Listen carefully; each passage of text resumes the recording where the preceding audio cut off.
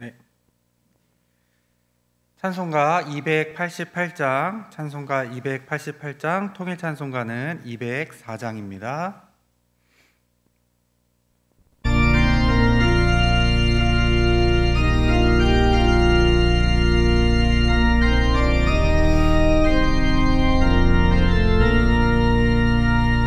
예수로 나의 구주 삼고 성령과 피로써 거듭나니 이 세상에서 내 영혼이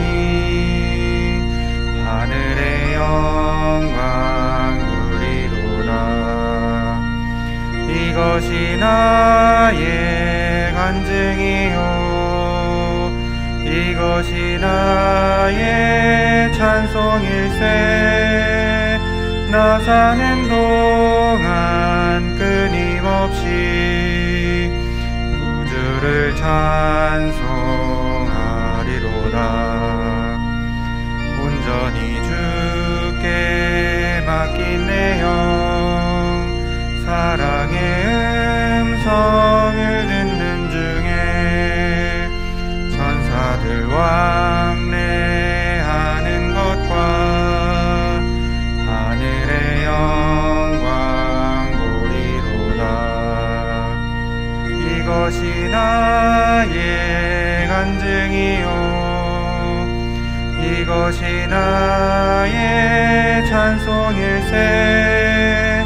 나 사는 동안 끊임없이 구주를 찬송하리로다. 주 안에 기쁨 누림으로 마음의 풍랑이 잔잔하니 세상과 나는 간 곳 없고 구속한 주만 보이도다. 이것이 나의 간증이요 이것이 나의 찬송일세. 나 사는 동안 끊임없이 구주를 찬송하리로다.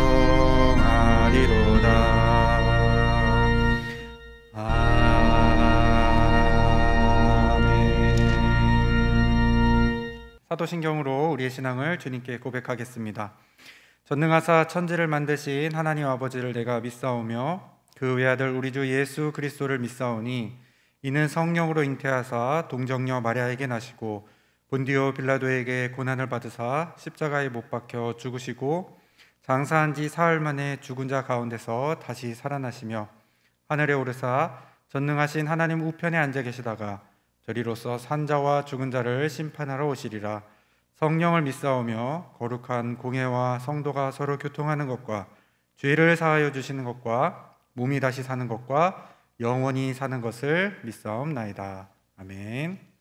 찬송가 292장, 통일 찬송가는 415장입니다.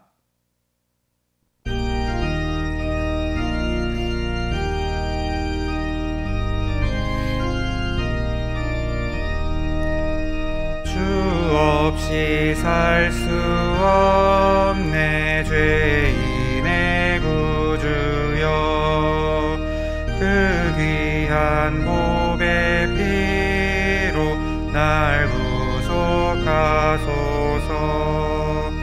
구주의 사랑으로 흘리신 보혈이 내 소망 나의 위로 내 영광 됩니다. 주 없이 살 수 없네 나 혼자 못 서리. 힘없고 부족하며 지혜도 없도다. 내 주는 나의 생명 또 나의 힘이라. 주님을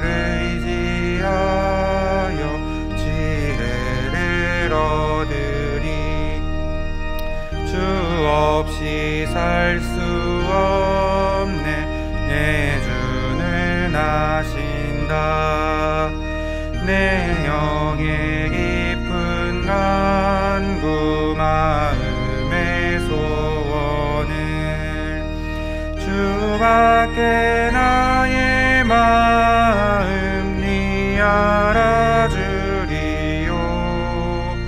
내 마음 위로하사 평온케 하시네. 주 없이 살 수 없네. 세월이 흐르고 이 깊은 고독 속에 내 생명 끝나도 사나운 풍랑일 때 날 지켜주시니 내 곁에 계신 주님 늘 힘이 됩니다.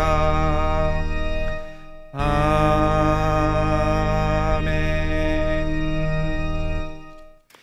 오늘 하나님께서 우리에게 주신 말씀은 요한계시록 4장 1절부터 11절까지 말씀입니다. 요한계시록 4장 1절부터 11절까지 말씀 제가 봉독하겠습니다. 이 일 후에 내가 보니 하늘에 열린 문이 있는데 내가 들은 바 처음에 내게 말하던 나팔 소리 같은 그 음성이 이르되 이리로 올라오라. 이후에 마땅히 일어날 일들을 내가 네게 보이리라 하시더라. 내가 곧 성령에 감동되었더니 보라, 하늘에 보좌를 베풀었고 그 보좌 위에 앉으신 이가 있는데 앉으신 이의 모양이 벽옥과 홍보석 같고 또 무지개가 있어 보좌에 둘렸는데 그 모양이 녹보석 같더라. 또 보좌에 둘려 24보좌들이 있고 그 보좌들 위에 24장로들이 흰옷을 입고 머리에 금관을 쓰고 앉았더라. 보좌로부터 번개와 음성과 우레소리가 나고 보좌 앞에 켠 등불 7이 있으니 이는 하나님의 7영이라. 보좌 앞에 수정과 같은 유리바다가 있고 보좌 가운데와 보좌 주위에 4생물이 있는데 앞뒤에 눈들이 가득하더라. 그 첫째 생물은 사자 같고 그 둘째 생물은 송아지 같고 그 셋째 생물은 얼굴이 사람 같고 그 넷째 생물은 날아가는 독수리 같은데 4생물은 각각 6날개를 가졌고 그 안과 주위에는 눈들이 가득하더라.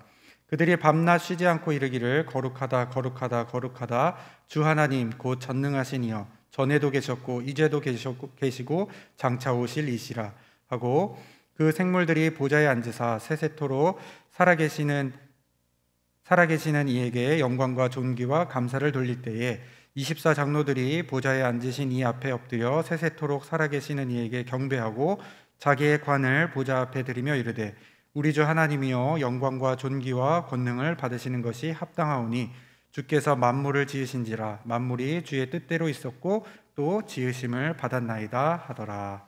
아멘. 오늘도 주님을 사랑하는 마음으로 시간과 장소를 구별하여 예배의 자리로 나오신 여러분 모두에게 하나님의 지극히 크신 은혜와 놀라운 사랑이 임하시기를 주님의 이름으로 간절히 축원합니다. 오늘은 관을 보좌 앞에 드리며 라는 말씀으로 함께 은혜를 나누려고 합니다. 지난 시간 저는 여러분들과 요한계시록의 말씀을 살펴보면서 1장부터 5장까지 총 3번에 걸친 예배가 등장한다고 말씀드렸습니다.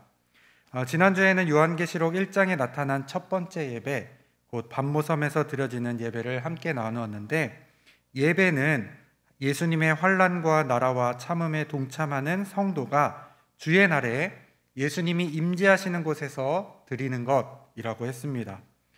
그리고 이 예배에서 우리가 항상 놓치고 있는 것이 있었다고 전했습니다. 무엇이었죠?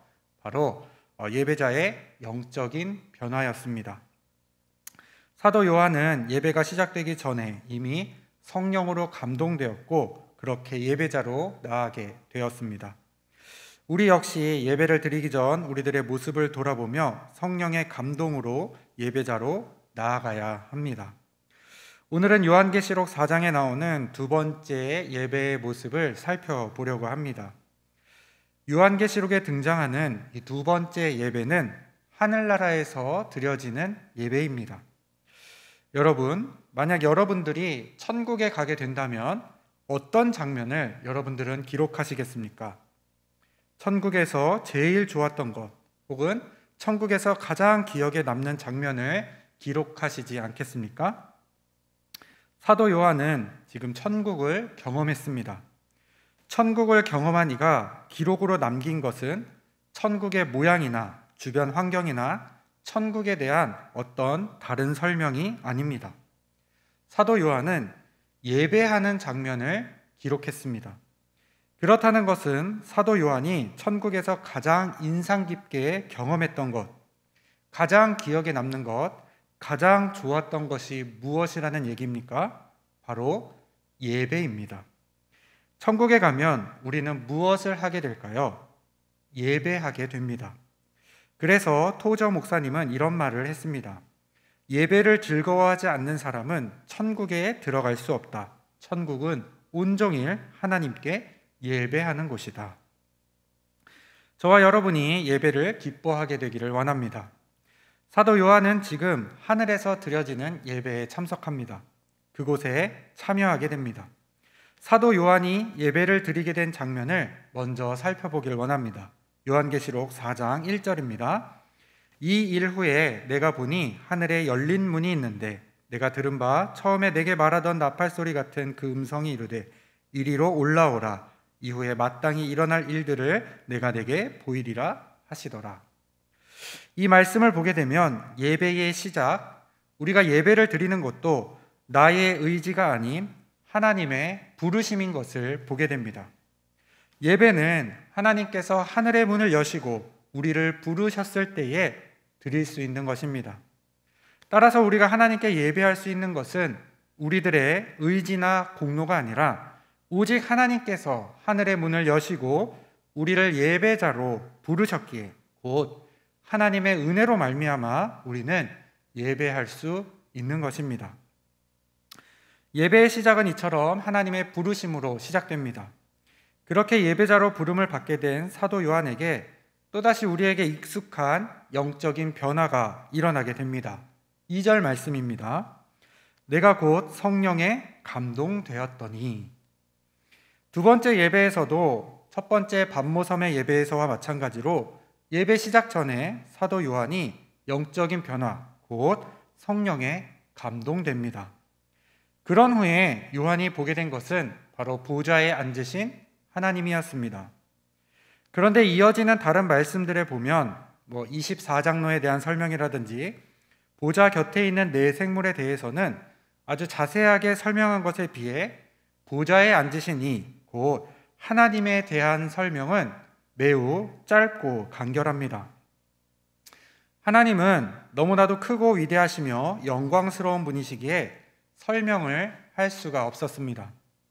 이것은 마치 좀 쉽게 말씀드리자면 여러분들이 저를 처음 보았을 때 오 하고 감탄하는 것과 비슷합니다. 여러분, 그 감탄 안에는 참 많은 것들이 포함되어 있는 것이죠. 사도 요한이 하나님을 처음 뵙게 되었을 때 사도 요한은 하나님에 대해서 많은 말을 할 수 없었습니다. 설명이 불가능했습니다.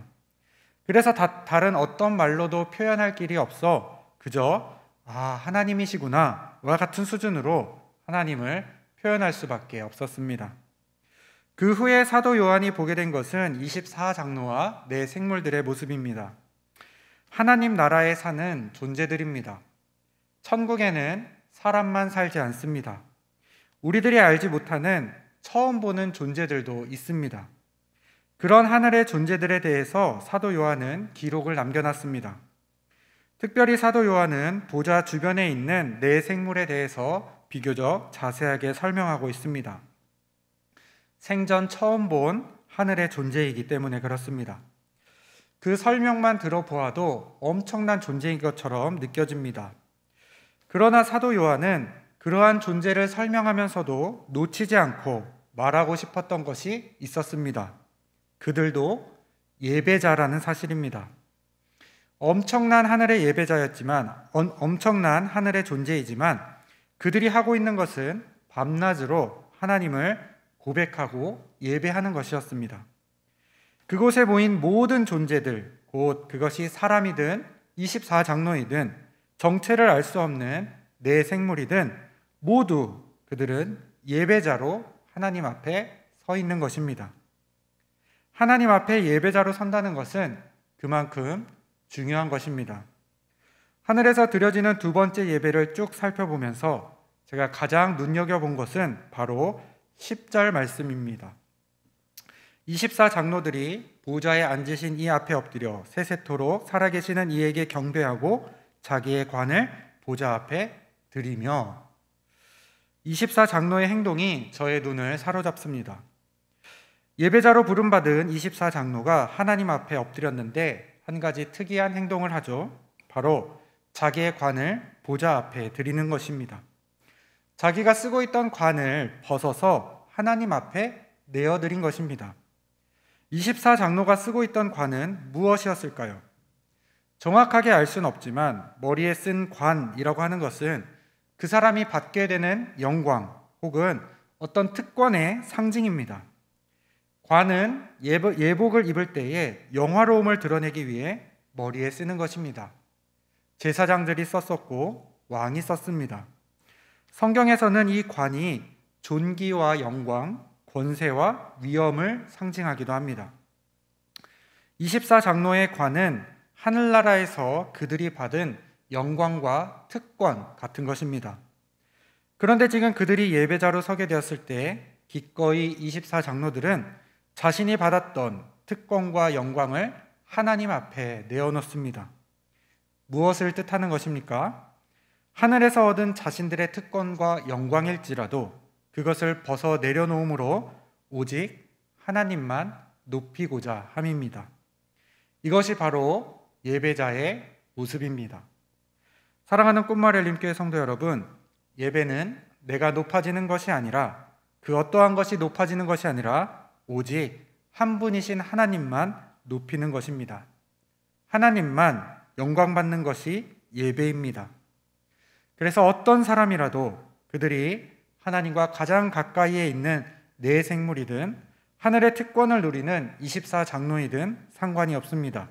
예배는 오직 하나님만 높이는 자리입니다.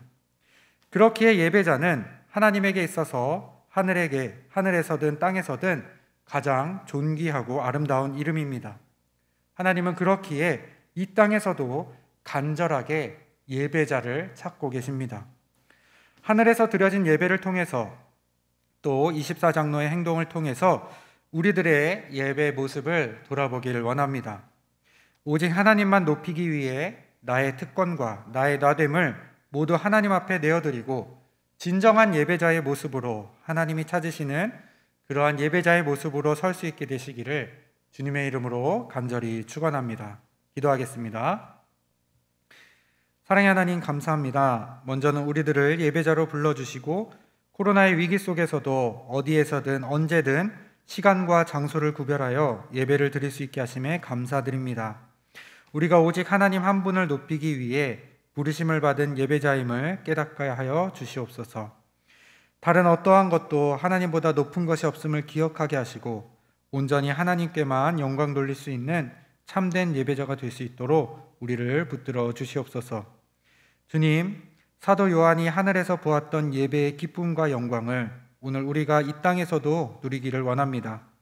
나의 나된 것을 모두 주님 앞에 내려놓고 하나님을 높이려는 마음만 갖게 하시고 우리들이 온전한 예배자로 나아갈 때에 우리들이 예배하는 곳에서 기쁨이 넘치게 하시고 위로와 소망이 또한 평안이 넘치게 하여 주시옵소서. 오늘 하루의 삶도 주님 지켜주시고 어디에서든 그 자리를 예배의 자리로 만들어서 주님께 영광 돌리는 귀한 성도님들 될 수 있도록 지켜주시옵소서. 모든 것에 감사를 드리며 사랑이 많으신 예수 그리스도의 이름으로 기도합니다. 아멘. 하늘에 계신 우리 아버지여, 이름이 거룩히 여김을 받으시오며 나라가 임하시오며 뜻이 하늘에서 이루어진 것 같이 땅에서도 이루어지이다. 오늘 우리에게 일용할 양식을 주시옵고 우리가 우리에게 죄 지은 자를 사하여 준 것 같이 우리 죄를 사하여 주시옵고 우리를 시험에 들게 하지 마시옵고 다만 악에서 구하시옵소서. 나라와 권세와 영광이 아버지께 영원히 있사옵나이다. 아멘. 우리 주여 한번 부르짖고 자유롭게 기도하시고 마무리하시기 바랍니다. 주여